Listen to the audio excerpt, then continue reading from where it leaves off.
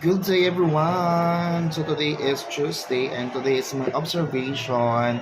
So paprash tayo, hindi na baling 6 basta fresh. Amen!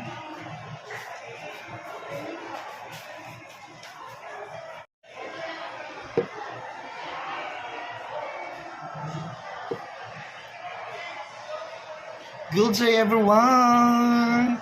Today is Tuesday and today is my first CO ngayong taong ito. So good luck to me and God bless you all. So now, to go further to our discussion, we will have our activity. Since we are talking about the limits or the limitation of a human person, I would like to solicit to your to each of you to tell to the class your limitation or sometimes your weaknesses as a human person. Ano-ano ba yung mga bagay na hindi mo kaya gawin bilang isang tao? Ano yung mga limitasyon mo bilang ikaw? Okay? So, in order for us to do that, we will name this activity as Tell Me Your Limits. Is a deal or no deal? So, last time, I asked you to prepare a color paper and put a number. Okay? And so, that is a very important hawak noong sagot na number, siya ang mag-share ng kanyang limitation at ng kanyang weaknesses to the class. Para makuha natin ang sagot na yan, so this is para mas makatotohanan. So I will,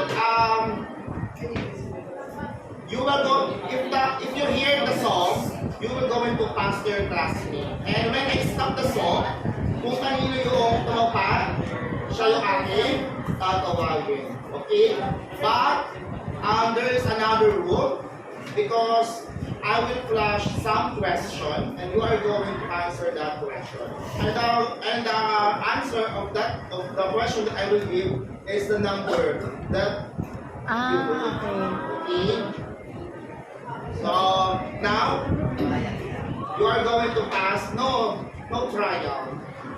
Paano po yung ikot? Doon na lang sa sa pwede ng tawag siya, what you call that? All? Trabaho. Ako medyo. Okay yun naman. Kasi mga nagmagulo.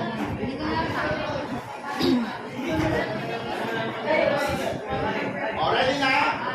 You are the lucky one of pamilya.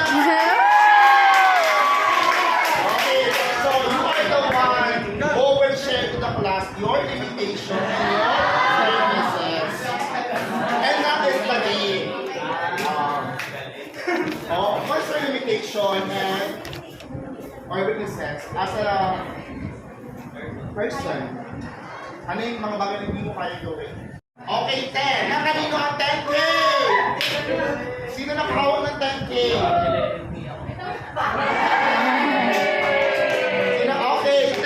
So now, please share to the class your limitation as a Sino ba naman ang limit? Okay, so for the 6 case, bring on down the cases. We are going to give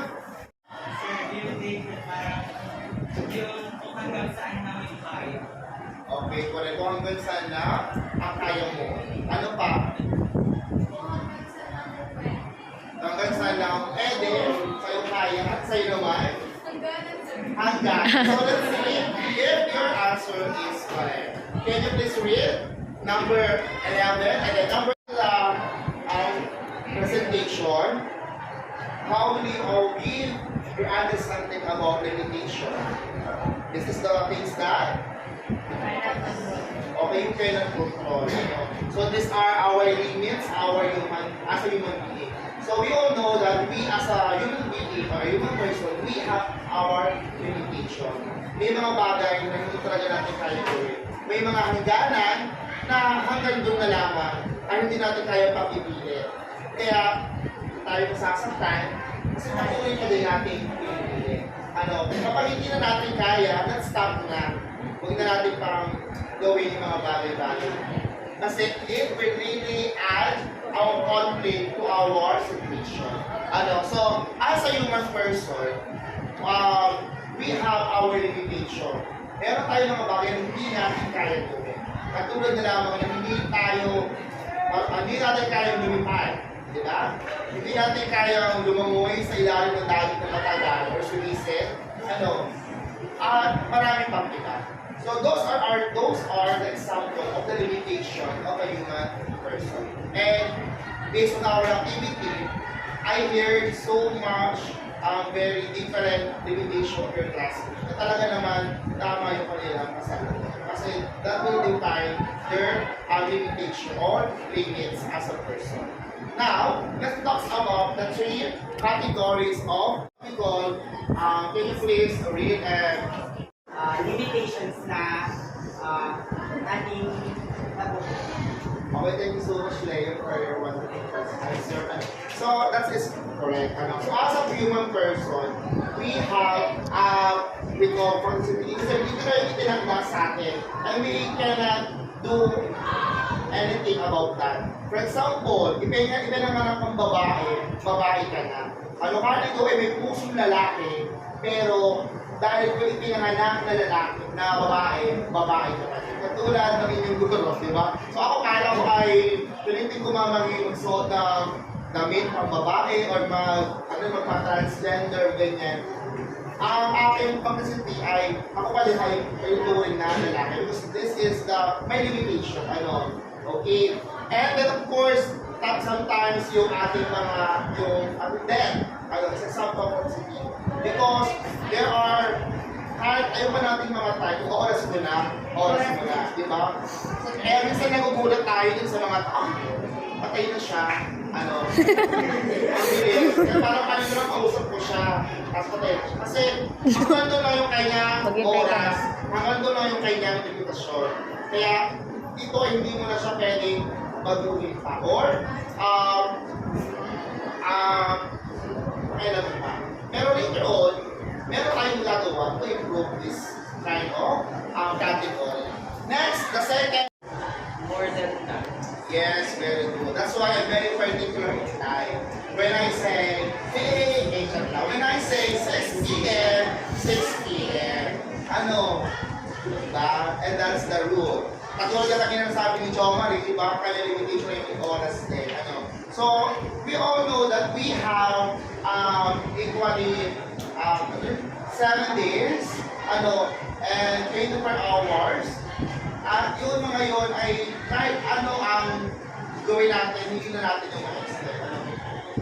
Recently lang, marami ako nababasa sa inyo, mga posts, na sabi nga, yung ibang estudyante sabi, wala nang oras, ang daming pinapagawa, nag-share talaga niya. Kasi part yun ng ating character as a human person na hindi na natin kaya may extension. Kasi meron tayong sinasabing due date or oras natin. Sabi nga is, they not yet and they no longer. Let us elaborate this concept. For example, a 5-year-old child cannot put on lipstick because she is still a child. So this is an example of the not yet. Hindi pa limitation ng oras. Yung hindi mo pa pwede gawin. Kasi bawal pa. So not yet pa ha. Sa inyo kayo palama. Okay, wala ka rin. Okay. Ito naman, second is yung okay, Miss Reed, pause ko. Okay, si Yoki, para sa Friday siya ay may confidence sa salita. Okay, na kahit gusto pa natin gawin, pero kapag hindi na, no longer na, hindi na applicable, hindi ka na capable to do it, if hindi na pwede. Just like your season teachers, di ba? Kahit sila ay gusto pa magturo, pero dahil nga meron tayong batas na hanggang 60 to 65 lang, kahit malakas pa yung teacher, kailangan nila mag-retire by force. Kasi no longer na. So, ganun din po yun. Kapag may mga limitasyon na mga bagay tayo na kahit gusto natin gawin, pero hindi na talaga pwede. Parang sa relasyon, kahit gusto mo pa kayo magkabalikan, hindi na talaga pwede. Kasi tapos na kayo. No longer na. May asawa na siya. May na siyang mahal. no longer na. Diba? So yun na hanggang, yung limitasyon nyo ng inyong pag-iibigan, hanggang doon na lang. Yan. So that's it. Okay? Ito na kaya gumawa ng kanyang bullshit by sabi doon. Para nandito siya, tapos andun yung isa na katawan. So, kung nasan lang tayo in particular place, doon lang tayo. And that is the limit of our time as a person. Hindi pwede hatiin natin yung ating katawan. Ay, gusto ko mag-practice habang nagpe-philosophy. Hindi pwede yun. Kaya kung kayo nagpe-philosophy, dito lamang inyong oras. Hindi doon sa labas. May oras bawat. Sabi nga, there's a perfect time for everything. And this is the perfect time for learning. For philosophy. Yung children's mamaya na kung ano nga ginagawa. Okay? Kaya dapat ay kayo nakafocus lagi. Ito naman sa inyo ba? Kasi we only have one time. And make the most out of it as a person. Kasi you cannot bring back memories, you cannot bring back the time. Kapag tapos na yan, no longer. Diba? And the last category is of the limitation is what we call another example. I can never be you and you can never be me. Sabi nga noong pelikula nila Kathleen, tsaka ni Daniel. Sabi ni Celine. And you will never be seen. Yes, correct. So ganun yun, so we cannot replace someone. Mayroon tayong characteristic as a person na magkakatulad, pero we cannot replace. Sir Eds lang yan. Ako lang to. Makulit naman tayo ng teacher sa next sem. Iba na yung character na, iba na yun. Diba? Kaya, habang kasama niyo pa yung tao yun, ganun yun na. Sabi nga, ay damit na ang person. And of course, I can always imagine myself living as a rock star. So, kailangan, may mga bagay kasi tayo din na yung kakayahan natin, yung potential natin as a human person, kailangan, may mga bagay tayo hindi naman natin kaya gawin. For example, ako, I want to be a singer someday. Pero hindi naman talaga maganda ang boses. So, yun yung aking, yun yung limit ko sa aking boses. So, hanggang doon lang, di ba? So, ibig sabihin, kahit meron tayong mga bagay na gusto natin gawin sa ating sarili, pero kung hindi naman kaya natin katawan, ay hindi natin ito ma-achieve because that is our limit as a person. Hanggang doon lang yung kaya ng katawan natin. Kaya nga, di ba, gusto nyo pa mag-practice, gusto nyo pa mag-ganyan, hindi nyo na nagagawa kasi ayaw na din yung katawan because mayroong limitation on our body.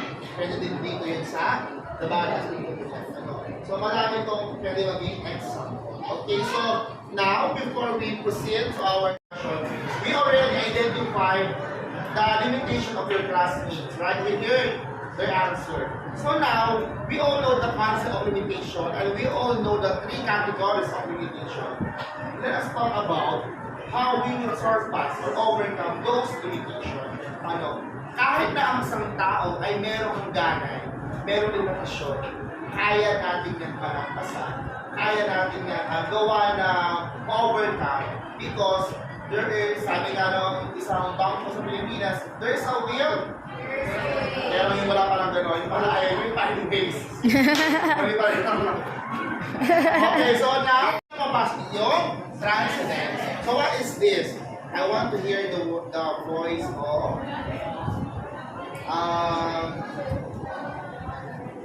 Asher. So much more example. So that is correct. Another example, kanina di ba tinanong ko, lumapit ka, malabo ang mata mo. So ang kanyang limitation ng kanyang mata is hindi siya nakakabasa ng malayo. So ang alim niya, hindi na kaya. Pero para ma-surpass niya yung labo ng kanyang mata, ano kaya ginawa?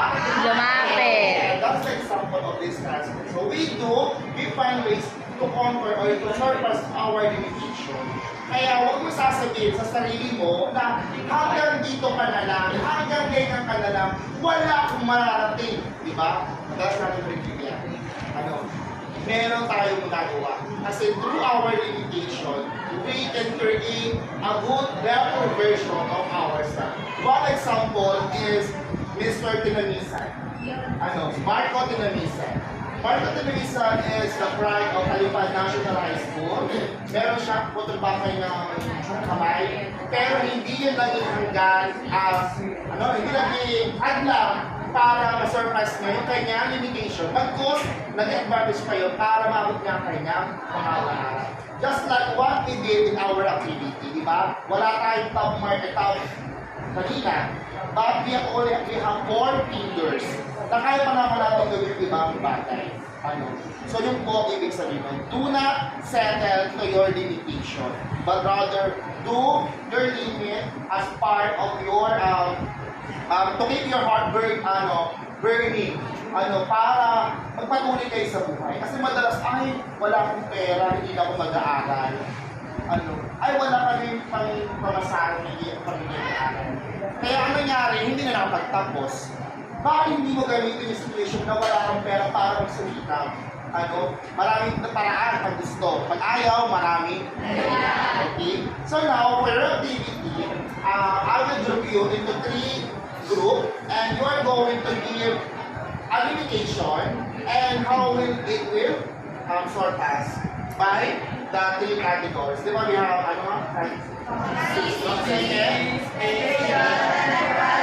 Okay, so now, para mas madali ang buhay natin, this will be the group 1, yes.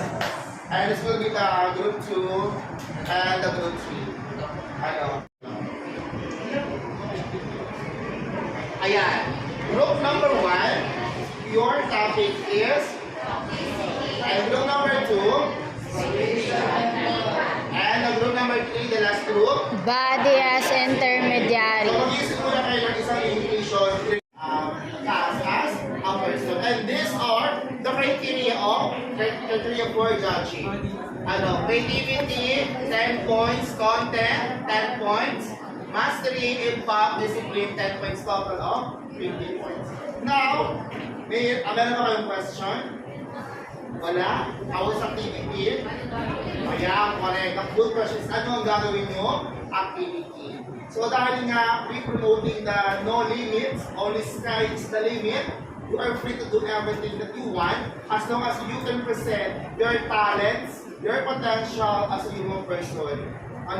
Kung marunong kayong kumanta kayo, just to present your discussion. Para mas ma-enhance natin ang inyong ability as a human person. So I do believe that you are a STEM student, one of the greatest students here in Alpan. I will give you only 20 minutes.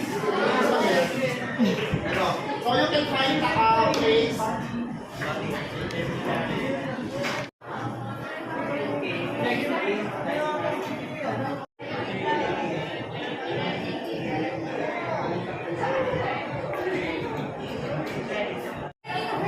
Tama!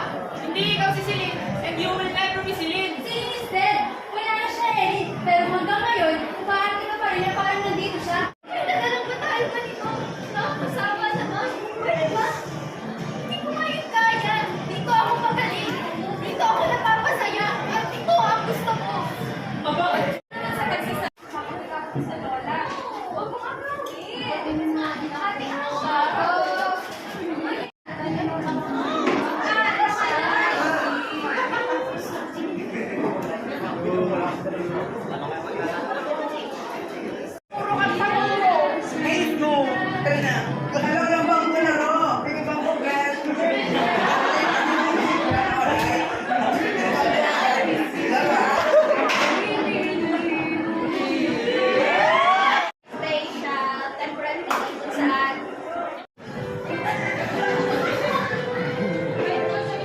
May mga bagay na sa buhay na hindi natin maiiwasan.